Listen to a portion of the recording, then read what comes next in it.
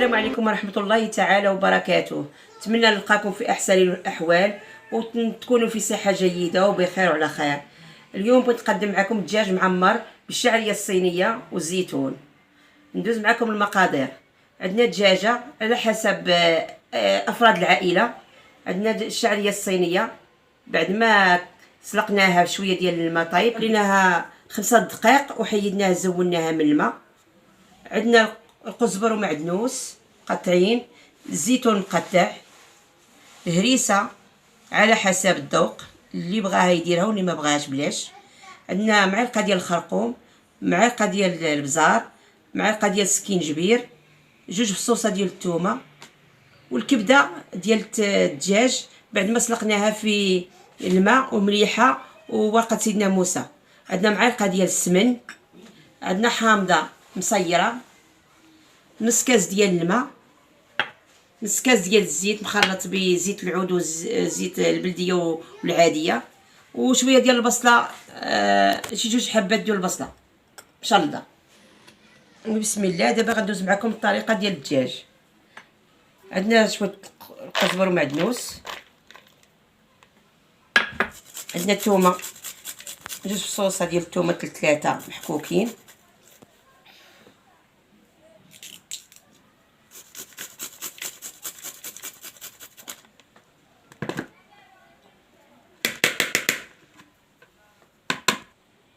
كنزيدو معلقه ديال الخرقوم، معلقه صغيره ديال البزار، معلقه عامه ديال السكينجبير،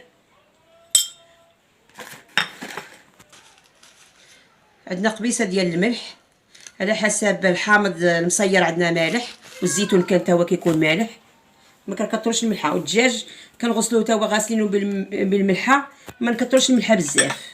كنحتاجو الحامض مصير اللب ديالو،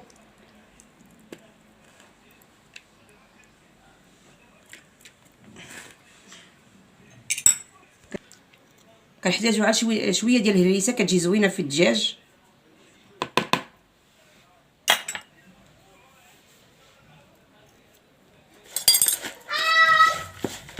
كنزيدو واحد شويه ديال الماء، شي شويه،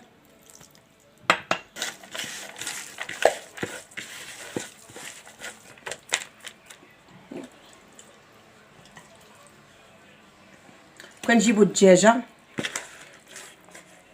نحاولوا الدجاجه كنفلحوها شويه من هنا باش تدخل لينا ليها شرموله.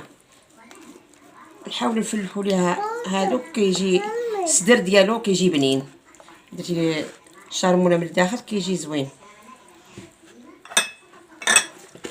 كنحاولوا ندخلوا شرموله هنا مزيان، شرملو ندخلوا بين هاد الشيء باش يجي داك سميتو ليه يجي بنين.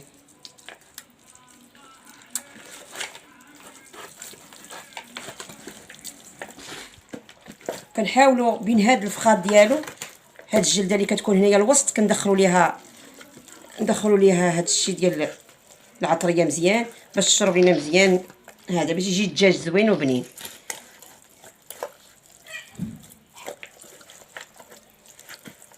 وكنرقدوه ليله كامله الا كان عندنا الوقت، ما كانش كنديروه مع الصباح وتا العشيه ولا تا هذاك كيفاش كنطيبوه.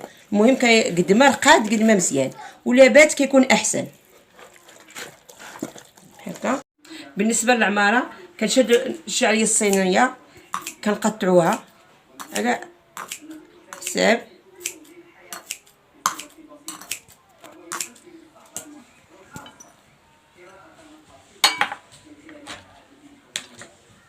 كنزيدو عليها الكبده،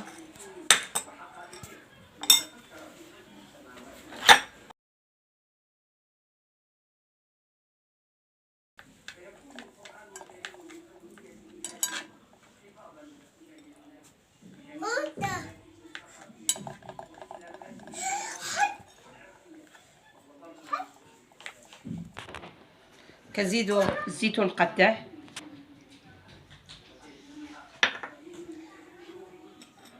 كنزيدو العطريه، خرقوم، شويه ديال البزار، سكينجبير، شويه ديال الهريسه، شويه كنزيدو شويه ديال القزبر ومعدنوس وكنخلط. كنزيدو شويه ديال الملح شويه وكنخلطوا هاد المكونات كامله، كنخلطوها مع بعضياتها حتى كتندمج لينا كامله مع بعضياتها، وكنعمروا بها الدجاج ديالنا.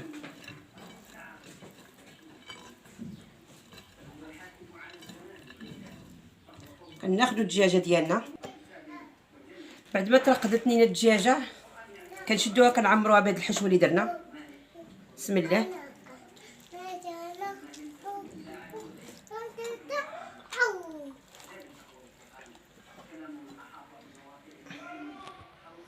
كنعمروها مزيان.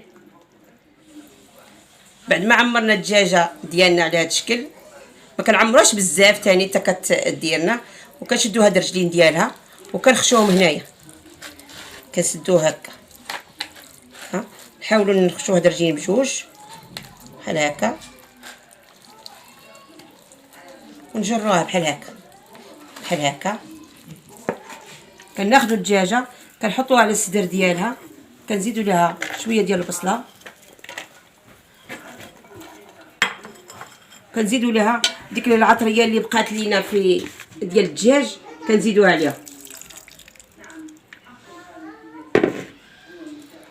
وكنردوها فوق النار حتى كطيب. كنزيدوا شويه ديال السمن، ديك معلقه ديال السمن اللي بقات كنزيدوها عليه وكنخلوه تيطيب لينا ونرجعوا معاكم. من بعد ما رمينا الدجاجه ديالنا هنايا كنمرقوا عليها، ومره كنحركوها بحال هكا. ملي تبدا تغلى كنحركوا عليها بحال هكا باش ما تلصقش لينا. مره كنطقبوا الدجاج مزيان بحال هكا باش يدخل لنا ليه الطياب هكا. نحاولوا ندخلوا ليه هاد السفود هكا باش داك الماء ديالو كله يخرج منه بحال هكا كامل، لا من الفخاد لا ما كلشي. ملي طابت لينا الدجاجه كنشدوها كندهنوها بشويه الزبده، كندهنوها كامل بشويه الزبده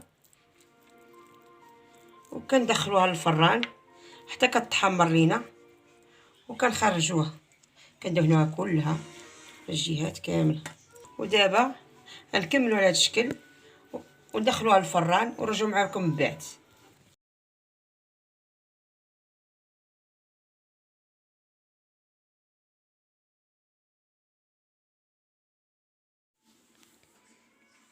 وهذا هو الشكل النهائي ديالنا ديال الدجاج بعد ما حمرناه في الفران. كنرافقوه مع هذيك العماره اللي شاطت لينا، كنشدها كنديرها في الكسكاس حتى كتفور وكنحطها معاه، ورافقتها معاه بشويه اللوبيا بعد ما سلقتها وصوتيتها شويه الزبده والثومه وشويه ديال الحامض، قطيرات ديال الحامض. وبالنسبه للدغميره كتجي زوينه كتجي عاقده، وكنرافقوها مع هذا الطبق.